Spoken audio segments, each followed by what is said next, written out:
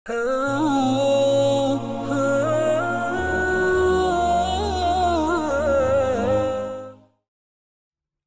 কুরসিতে লুকিয়ে আছে ৯টি রহস্য। প্রিয় বন্ধুরা, আয়াতুল কুরসি পাঠ করলে ফেরেশতা আপনার কাছে এসে কি করে? আয়াতুল কুরসির মাঝে কি এমন গোপন রহস্য আছে যা জানলে আপনি হাসতে ভুলে যাবেন, আপনার জীবন পরিবর্তন করতে পারে? যখন এই আয়াত নাজিল করা হয় তখন ৭০,০০০ ফেরেশতা পৃথিবীতে এসে কি করেছিল? আমরা যখন সারাদিন পরিশ্রম শেষে রাতে আমরা বিছানায় শুয়ে পড়ি, তখন সাথে সাথে আমাদের ঘুম চলে আসে। অথবা আমরা বিছানায় শুয়ে শুয়ে আমাদের মোবাইলে, সোশ্যাল মিডিয়াতে অনর্থক সময় নষ্ট করি, যার ফলে আমাদের ঘুম পূর্ণমাত্রায় হয় না, আর আমরা সারা রাত বিছানায় ছটফট করেই কাটাই। আমাদের মুসলমানদের উচিত শোয়ার সময় আল্লাহর নাম নিয়ে শোয়া। আর আমরা যখন ঘুমানোর পূর্বে পবিত্র কোরআনের সবচেয়ে মর্যাদাপূর্ণ আয়াতুল কুরসি তেলাওয়াত করে ঘুমাতে যাই, তখন আল্লাহ তাআলা আমাদেরকে রক্ষা করার জন্য একজন ফেরেশতা নিযুক্ত করেন, যে এই ফেরেশতা আমাদেরকে সারা রাত খারাপ স্বপ্ন ও সকল অনিষ্ট থেকে রক্ষা করে এবং আমরা সারা রাত আল্লাহর হেফাজতে নিরাপত্তার সাথে শান্তিতে ঘুমাতে পারি। প্রিয় দর্শক, পবিত্র কোরআনের প্রতিটি শব্দই শিক্ষণীয় এবং সমগ্র মানবজাতির জন্য পথনির্দেশ। তবে কোরআনে এমন কিছু আয়াত রয়েছে যা তাদের অন্তর্নিহিত গুণাবলীর কারণে একটি আলাদা মর্যাদা লাভ করে, এবং আয়াতুল কুরসি কোরআনের শ্রেষ্ঠ আয়াত, যেখানে আল্লাহর সার্বভৌমত্বের সর্বোত্তম বর্ণনা সংক্ষিপ্ত আকারে উল্লেখ রয়েছে। এই আয়াতটি কোরআনের সর্বশ্রেষ্ঠ ও গুরুত্বপূর্ণ আয়াত হিসেবে স্বীকৃত। হযরত আলী রাদিয়াল্লাহু আনহু হতে বর্ণিত, তিনি বলেন, কোরআনের শ্রেষ্ঠতম আয়াত হচ্ছে আয়াতুল কুরসি। আমরা যদি এই আয়াতের অন্তর্নিহিত তাৎপর্য অনুসন্ধান করি, তাহলে আমরা বুঝতে পারি যে আল্লাহ আমাদের কত নিয়ামত দান করেছেন। তাই আমাদের উচিত আল্লাহর সামনে সিজদাবনত হয়ে তার শুকরিয়া আদায় করা। কিন্তু আমরা বেশিরভাগ সময়ই আমাদের ব্যস্ত জীবনে এতটাই ডুবে যাই যে আমরা আমাদের চারপাশে আল্লাহর নিয়ামতকে উপেক্ষা করি। কিন্তু কোথাও না কোথাও আমরা আমাদের অকৃতজ্ঞ হৃদয়ের ভেতর এই শূন্যতা অনুভব করি যে আমরা যা অর্জন করছি তা আল্লাহর দয়া এবং অনুগ্রহ ছাড়া সম্ভব নয়। তাহলে কেন আমরা তার শুকরিয়া আদায় করি না?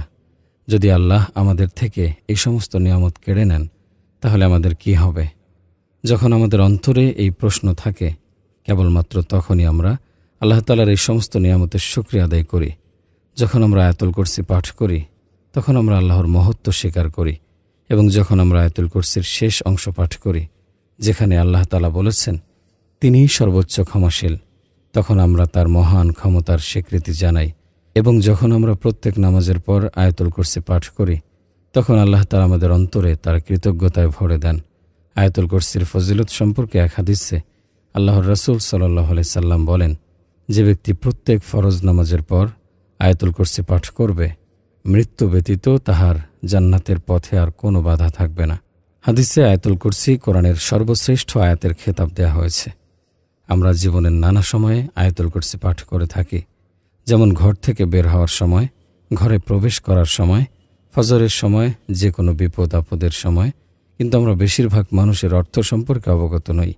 হাদিস অনুযায়ী যে ব্যক্তি সকালবেলা আয়াতুল কুরসি তেলাওয়াত করে সন্ধ্যা পর্যন্ত সে আল্লাহর হেফাজতে থাকে, এবং যে ব্যক্তি সন্ধ্যায় পাঠ করে সে সকাল পর্যন্ত সুরক্ষিত থাকে। একটি রেওয়ায়েত মোতাবেক এ আয়াত যখন নাজিল করা হয়, তখন ৩০,০০০ ফেরেশতা পৃথিবীতে অবতরণ করেছিলেন। অন্য আরেকটি রেওয়ায়েত অনুযায়ী ৭০,০০০ ফেরেশতা অবতরণ করেন। এর মহিমা প্রকাশ করে হাদিসে রয়েছে, আল্লাহর রাসূল সাল্লাল্লাহু আলাইহি সাল্লাম বলেন, মেরাজের রাতে আমি ৩টি নূর দেখতে পাই। সাহাবীরা জিজ্ঞাসা করলে তিনি বলেন, এক আয়াতুল কুরসি, দ্বিতীয় হলো সূরা ইয়াসিন এবং তৃতীয় সূরা ইখলাস। আল্লাহর রাসূল সাল্লাল্লাহু আলাইহি সাল্লাম বলেন, আমি আল্লাহ তাআলাকে আয়াতুল কুরসি সম্পর্কে জিজ্ঞাসা করলে তিনি বলেন, যে ব্যক্তি এর তেলাওয়াত করবে সে আমার সাথে সাক্ষাৎ লাভ করতে পারবে, যদিও সে তা মাত্র একবার তেলাওয়াত করে না কেন।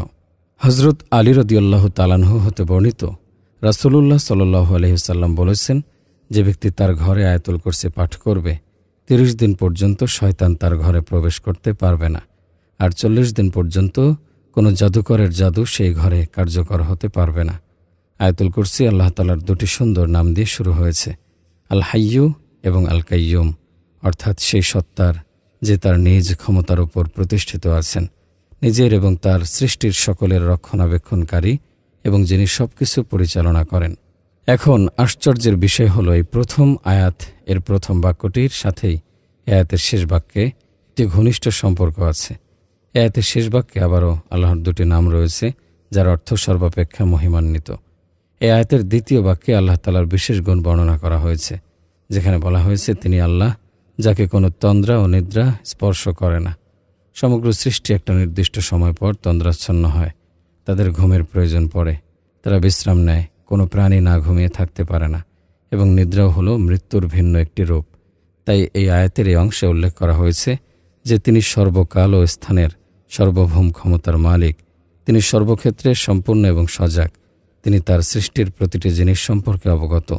এই আয়াতের দ্বিতীয় বাক্যটি আসলে সেই আয়াতের বাকি 8টি বাক্যের সাথে যুক্ত, যেখানে তিনি বলেছেন যে ঘুম ও বিশ্রাম তার সৃষ্ট জীবের জন্য, আর আল্লাহ ঘুমান না এবং কোনো তন্দ্রাও তাকে স্পর্শ করে না। তৃতীয় বাক্যে উল্লেখ করা হয়েছে যে আসমানে যা কিছু আছে এবং যা কিছু জমিনে আছে সবই তার। এই আয়াতের অর্থ বোঝার জন্য আমাদেরকে দুইটি শব্দের অর্থ ভালো করে জানতে হবে। একটি হচ্ছে মালিক, অপরটি মালিক। মালিকের অর্থ সৃষ্টিকর্তা এবং মালিক অর্থ বাদশাহ। উভয়ের মধ্যে বড় পার্থক্য আছে। মালিকের অর্থ এটি তারই, অর্থাৎ তিনি যা কিছু সৃষ্টি করেছেন তার মালিক। আরেক মালিকের তো কোনো দেশ ও জনপদের ওপর রাজত্বের কথা। এ বাক্যে আল্লাহ বলেন আসমানে যা কিছু আছে এবং যা কিছু জমিনে আছে সবই তার। এ আয়াতের 7ম বাক্যে আল্লাহ তাআলা বলেন তার কুরসি সমস্ত আসমান এবং জমিনকে পরিবেষ্টিত করে আছে। আল্লাহ তাআলা যখন তার কুরসি সম্পর্কে বলছেন, তখন তিনি মূলত তার রাজত্ব এবং ক্ষমতার কথা জানিয়েছেন। এই কারণে আল্লাহ মালিক এবং মালিক দুটো চতুর্থ বাক্যে। আল্লাহ তাআলা বলেন, কে আছে এমন যে তার অনুমতি ছাড়া তার সামনে সুপারিশ করতে পারে? তারপর তিনি পরের বাক্যে বলেন, তিনি দৃশ্য এবং অদৃশ্য জ্ঞানের একমাত্র মালিক, তার জ্ঞানের মধ্যে তিনি কাউকে শরিক করেন না। তবে তিনি যতটুকু চান ততটুকুই কেবল কাউকে জানান। অর্থাৎ চতুর্থ এবং ষষ্ঠ বাক্য একে অপরের সাথে সংযুক্ত। আবার প্রথম বাক্য এবং নবম বাক্য একে অপরের সাথে সংযুক্ত। একইভাবে দ্বিতীয় এবং অষ্টম বাক্য, তৃতীয় এবং সপ্তম বাক্য ও চতুর্থ এবং ষষ্ঠ বাক্য একে অপরের সাথে সংযুক্ত।